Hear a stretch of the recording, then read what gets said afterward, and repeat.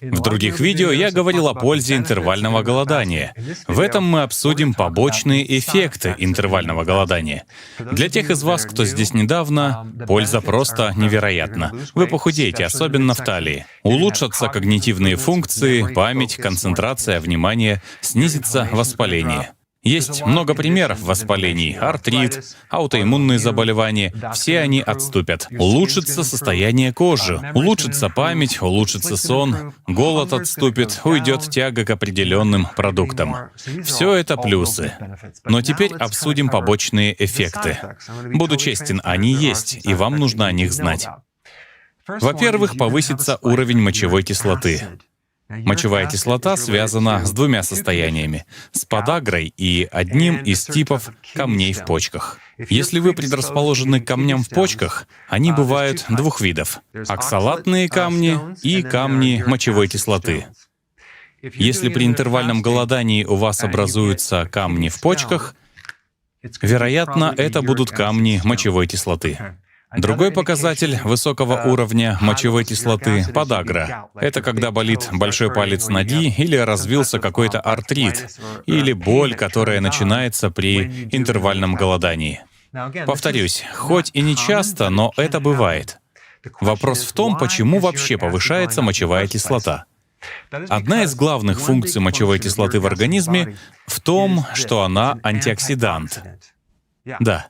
И когда организм восстанавливается, избавляется от токсинов и тому подобного, он использует мочевую кислоту как антиоксидант. Любопытно. Простой способ снизить мочевую кислоту — понять, что pH организма слишком кислотный, и нужно его подщелочить. В следующий прием пищи обязательно съешьте много салата. Также можно пить цитрат калия или электролитный порошок, в котором много калия. Это очень быстро повысит щелочность. У цитрата калия щелочная среда. Это очень полезная соль. Но овощи в целом очень важны, потому что, когда вы едите, и вы на кето-диете с интервальным голоданием, очень важно есть овощи в большом количестве, чтобы снизить мочевую кислоту. Ведь если вы едите недостаточно овощей, уровень мочевой кислоты может повыситься, а это может раздражать почки. Второе. У вас могут начать мерзнуть руки и ступни. Это в основном происходит в фазе адаптации. В этой фазе вы входите в настоящий кетоз. Щитовидной железе уже не нужно работать так упорно, и она слегка отключается. Это не гипотиреоз, это лишь значит, что щитовидка приспосабливается. Это временно и не так уж серьезно, но это может произойти. Так, дальше у нас плохое настроение, особенно в первые 3 дня. Когда вы начинаете интервальное голодание, я всегда советую начинать постепенно. Начинайте с 3 приемов пищи в день, потом переходите к 2, и пусть организм сам говорит вам, как долго не есть. Если вам очень тяжело дожидаться следующего приема пищи, это говорит об инсулинорезистентности, и при голодании у вас будет плохое настроение и симптомы низкого сахара в крови.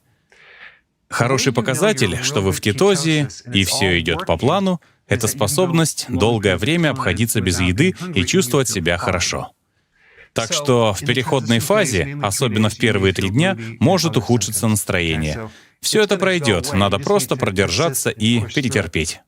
При этом очень важно, что вы едите, когда едите. Поэтому я советую избегать вредной еды. Обязательно соблюдайте здоровое кето. Я дам ссылку в описании с объяснением, что это такое. Так вы сможете существенно ускорить этот переход и пережить его без лишних симптомов. Далее.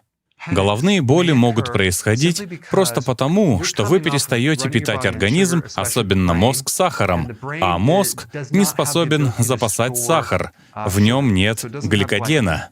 Он зависит от того, что есть в крови. И если вы только начали и еще не полностью перешли на жировое топливо, и у вас низкий сахар в крови, то мозг это почувствует, и у вас будет болеть голова из-за низкого сахара. Надо понимать, что это временно. И когда пройдет 3 дня, и вы полностью войдете в кетоз, ваш мозг будет очень доволен кетонами. Ведь один из плюсов интервального голодания — это улучшение когнитивных функций, памяти, концентрации. А в кетоз можно войти посредством голодания и низкоуглеводной кетогенной диеты. Мы советуем их сочетать. Мы — это я. Ладно, далее, номер 5. Вы можете заметить, что у вас стало больше желудочного сока, что-то вроде небольшой изжоги, ведь голодание повышает кислотность желудочного сока. Интересно, что для большинства людей это не проблема. У большинства людей кислоты не хватает, и на интервальном голодании их желудок начинает исцеляться и производить достаточно кислоты, и после еды они чувствуют себя лучше. Если это произошло, это происходит редко, но если все же произойдет, просто поешьте. Затем постепенно переходите к голоданию. Возможно, вы просто начали слишком резко. Многие из этих симптомов и побочных эффектов — лишь проблемы адаптации, начального этапа. Но если вы потерпите, то получите все вот эти полезные эффекты. 6. Вас может подташнивать во время еды. Это любопытно, потому что вот вы наконец-то начали голодать и чувствуете себя чудесно. Вы на подъеме, а когда поели, вам стало плохо. Это часто бывает, вас может подташнивать. Это все из-за адаптации. Ваш организм не привык так долго не есть. Затем есть, снова не есть и снова есть. Со временем, примерно недели через 3-4, это пройдет. Организм адаптируется и сможет и есть, и обходиться без еды, сможет переваривать еду. Обычно это связано с вялостью желчного пузыря. Когда едите, попейте яблочного уксуса. Можно немножко очищенных желчных солей после еды. У меня об этом много видео. Яблочный уксус поможет побороть тошноту. При интервальном голодании люди поначалу думают: «Боже, я должен есть 1 или 2 раза в день, а потом продержаться без еды целых 20 часов». И в итоге жутко объедаются, особенно в начале, будто боятся умереть с голоду. Это плохая идея. У вас будет сильнейшее вздутие, особенно если вы едите гораздо больше жиров, чем привыкли. Я советую так не делать. Просто хорошо поешьте. Но не доводите это до крайности, до жуткого вздутия. Вы поймете это, когда втянетесь, увидите, что съеденной пищи вам хватает довольно надолго. Ведь вы будете сжигать и собственный жир, а не только то, что положили в рот. Хорошо. Далее, обмороки. Так бывает лишь тогда, когда вы слишком резко взялись за длительное голодание. Допустим, организм еще не совсем адаптировался, а вы насмотрелись моих видео про длительное голодание, как оно стимулирует стволовые клетки, лечит артрит и все такое.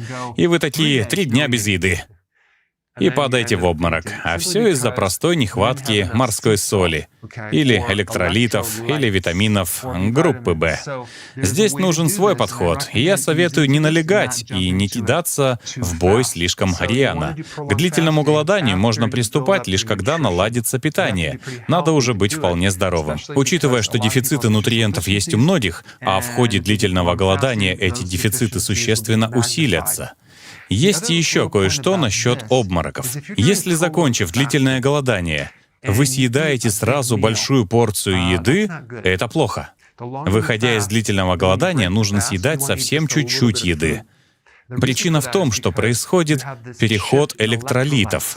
Если слишком много электролитов, то есть минеральных веществ, слишком резко переходит из крови в клетки, может случиться обморок. Есть и другие симптомы. Это называется возобновление кормления. Внизу будет ссылка на подробное видео. Если решились на длительное голодание, надо знать, как из него выходить. Съедаете немножко, ждете, съедаете чуть больше, ждете, съедаете еще чуть больше и снова ждете. Именно так. Выпадение волос.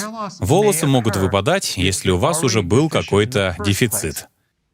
Если у вас дефицит каких-то нутриентов из-за того, что раньше вы не так хорошо питались, или если вы сидите не на здоровой версии кето, а потребляете продукты низкого качества, чего я не советую. то у вас могут развиться всевозможные дефициты, которые могут привести к выпадению волос, утомляемости, раздражительности и целому ряду других симптомов.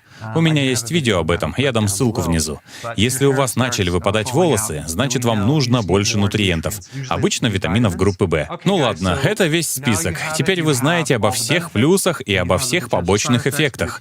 Но если все делать правильно, эти побочки вас не коснутся. Вас будут ждать только плюсы. Ну все, до новых встреч. Если хотите больше узнать о том, как создать здоровое тело, подпишитесь на канал и не пропускайте новых видео. Как вы сможете не пропускать новых видео? Просто нажмите на колокольчик.